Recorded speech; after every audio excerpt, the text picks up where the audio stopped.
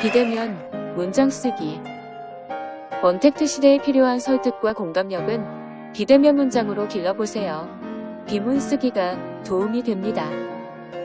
오늘은 과제 리포트를 살펴보려고 해요. 그런데 과제는 언제나 어렵죠. 매우 중요한 학점이 걸려 있으니 오늘도 씩씩하게 해야겠죠?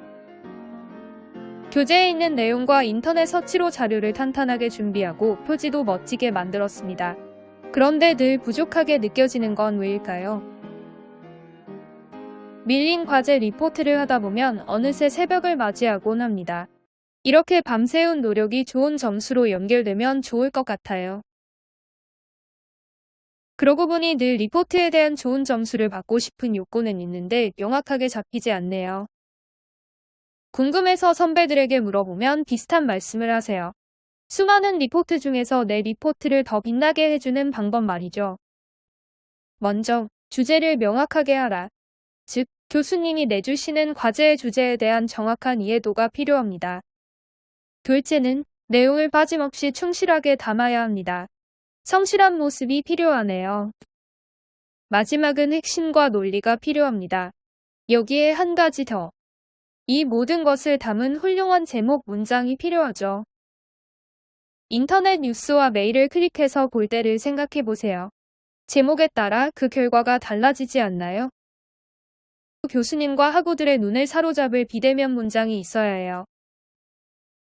그럼 사례를 한번 보겠습니다. 중간 과제입니다. 중국을 이해하기 위한 방법으로 주요 여행지를 조사해서 제출하세요. 여러분도 잠시 동영상을 멈추고 청중을 사로잡을 새로운 비대면 제목을 써보세요. 학생들은 이렇게 작성하곤 합니다. 중국 이해와 여행지 소개를 붙여서 쓰는 거죠. 밑을 쓰면 가장 쉽고 편리한 연결 문장이 되니까요. 하지만 무난하다는 것은 특징도 없다는 뜻이겠죠. 이렇게 리포트를 제출하고 소개하면 교수님과 학우들의 반응은 어떻게 될까요? 여기서는 우리가 빠지지 말아야 할 함정이 있습니다.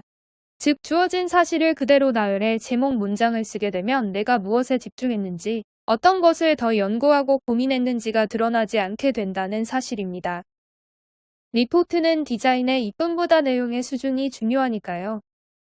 밑을 빼고 좀 더 구체적으로 제목을 바꿔보겠습니다. 중국을 이해할 수 있는 중국 여행지 소개. 바꿨더니 이해는 되지만 교수님이 주신 제목에서 변화가 없어 보입니다. 이번에는 나의 주장을 담아볼까요? 왜 중국 여행을 해야 하는지, 그러면 무엇을 알 수 있는지 말하고 있네요. 이번에는 더 나아가 자신만의 의도와 특징을 담아본다면 어떨까요? 차이나 추나 추동. 중국을 이해할 수 있는 여행을 소개할 텐데 4가지 측면을 말하겠다는 의지가 담겼죠. 그래서인지 궁금증이 생기게 됩니다. 이제 완성된 제목에 맞게 리포트 슬라이드를 구성하면 어떤 느낌이 날까요? 앞서 썼던 제목에서는 느낄 수 없는 색다른 모습이 있어요. 교수님과 청중을 발표 속으로 끌어들일 수 있을 것으로 보입니다.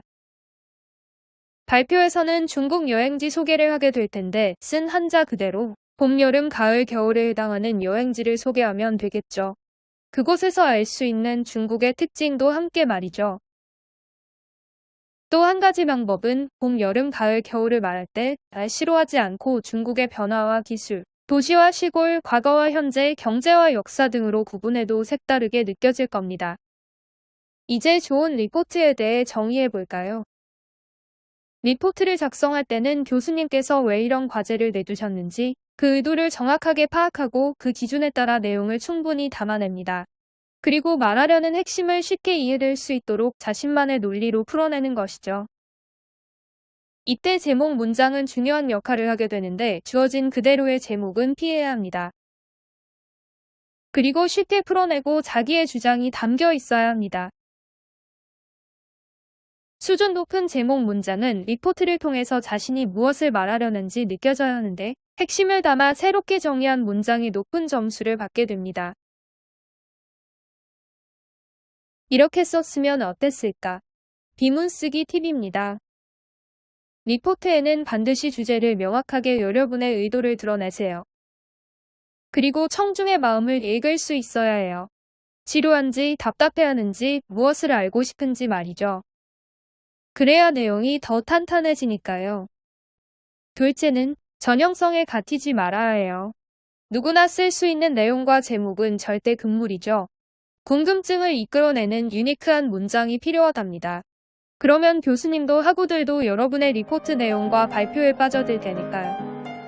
대학교에서 훈련된 리포트 작성 능력은 사회생활로 연결됩니다. 그러니 리포트를 다시 열고 여러분만의 비문 쓰기에 도전해보세요.